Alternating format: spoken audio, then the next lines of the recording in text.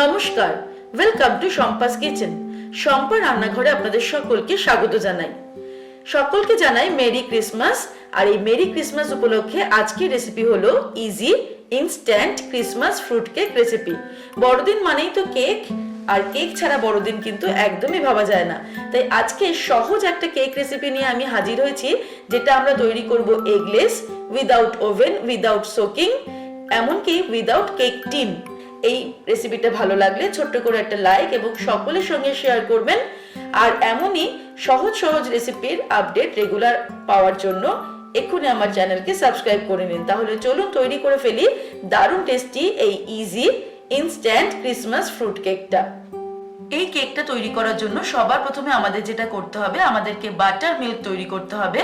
তার জন্য আমি সবার প্রথমে একটা বোল নিয়ে নিয়েছি। এর মধ্যে আমি অ্যাড করে দেব 1 কাপ পরিমাণ উষ্ণ গরম দুধ, আর তার মধ্যে দিয়ে দিচ্ছি 1 টেবিল স্পুন পরিমাণ ভিনিগার। ভিনিগারটা দিয়ে ভালো করে মিশিয়ে নিলাম। এবারে এটাকে আমি 10 মিনিট রুম টেম্পারেচারে রেখে দেব, তাহলে কিন্তু আমাদের বাটার মিল্কটা তৈরি হয়ে যাবে। ফার্স্ট স্টেপটা আমাদের কমপ্লিট। এবারে আমরা সেকেন্ড স্টেপের দিকে এগোবো। সেকেন্ড স্টেপে আমি একটা বড় বোল নিয়ে নিয়েছি, আর নিয়ে নিয়েছি একটা ছাঁকনি। এবারে আমি এর মধ্যে অ্যাড করব 1.5 কাপ পরিমাণ ময়দা,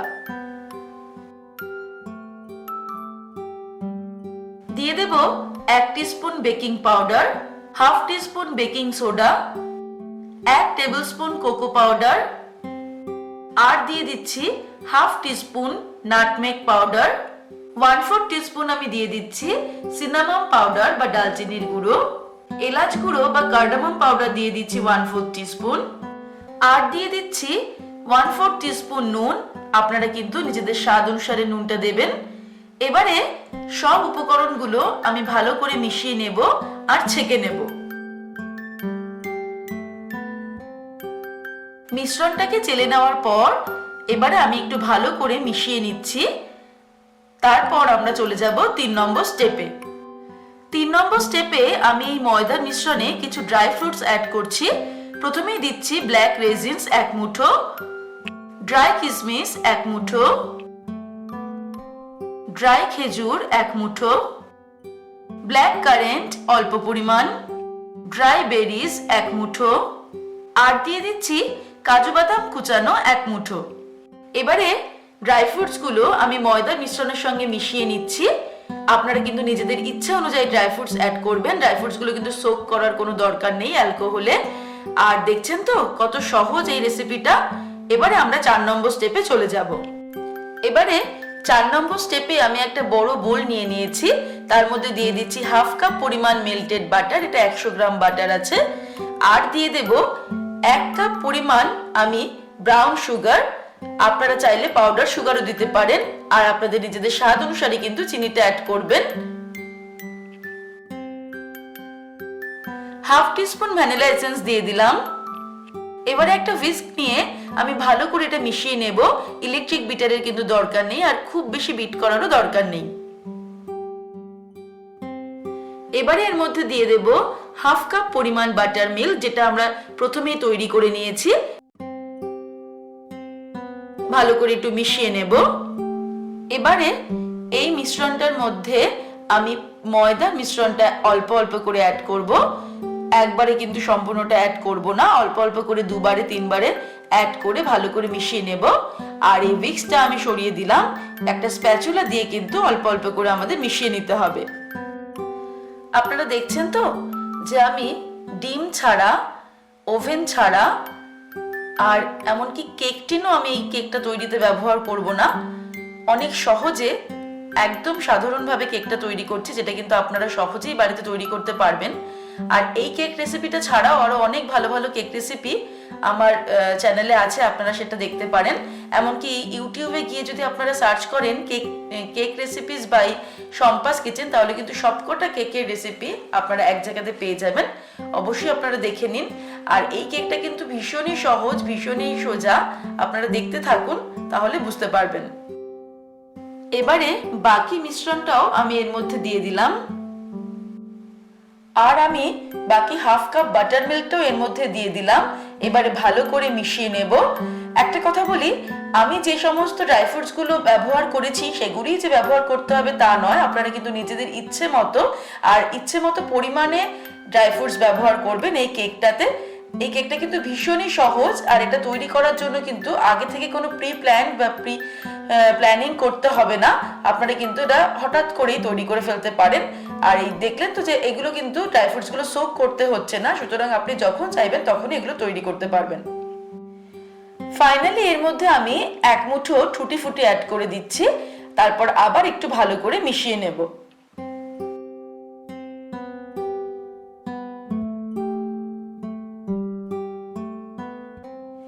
আমাদের কেক ব্যাটারটা কিন্তু একদম রেডি হয়ে গেছে। এবারে চলুন আমরা নেক্সট স্টেপের দিকে এগিয়ে যাই। আমি একটা অ্যালুমিনিয়াম ফয়েল নিয়ে নিয়েছি, কারণ এই কেকটা আমরা কেক টিন ছাড়াই অ্যালুমিনিয়াম ফয়েলে তৈরি করব। আর অল্প পরিমাণ বাটার আমরা অ্যালুমিনিয়াম ফয়েলটাতে ব্রাশ করে নিচ্ছি, চারিদিকটা সমানভাবে কিন্তু বাটারটাকে আমরা ব্রাশ করে নিচ্ছি। আপনারা চাইলে কিন্তু বাটারের পরিবর্তে ভেজিটেবল অয়েলও ব্যবহার করতে পারেন। এক টুকরো বাটার পেপার আমি ফয়েলের নিচটাতে রেখে দিলাম। আপনারা চাইলে বাটার পেপারের পরিবর্তে সামান্য ময়দাও ছড়িয়ে নিতে পারেন। আর বাটার পেপারটাকেও আমি একটুখানি বাটার দিয়ে গ্রিস করে নিলাম। বাটার গ্রিস করার পরে আমি এর মধ্যে কেক ব্যাটারটা ঢেলে দিচ্ছি। আর একটা কথা খেয়াল রাখতে হবে যে কেক ব্যাটারটা কিন্তু আমরা ফয়েলের অর্ধেকটা পরিমাণ ভর্তি করব, অর্ধেকটা কিন্তু ফাঁকা রাখতে হবে।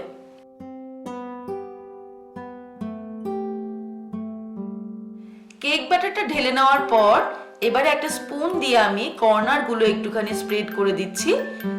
আর ব্যাটারটা ঢালার পরে কিন্তু আমাদের একটুখানি ট্যাপ করে দিতে হবে, যাতে ভেতরে কোনো ফাঁকা জায়গা বা এয়ার বাবলস না থাকে। আর উপরে সারফেসটাও কিন্তু আমি একটুখানি প্লেন করে দিলাম। কিছু কাজু বাদাম দিয়ে আমি কেকের উপরটা একটু গার্নিশ করে দেব। অল্প চেরি কেটেও আমরা এটাকে একটুখানি সাজিয়ে দিচ্ছি, ডেকোরেট করে দিচ্ছি। তবে এটা সম্পূর্ণ কিন্তু নিজেদের ইচ্ছে মতো সাজিয়ে নেব।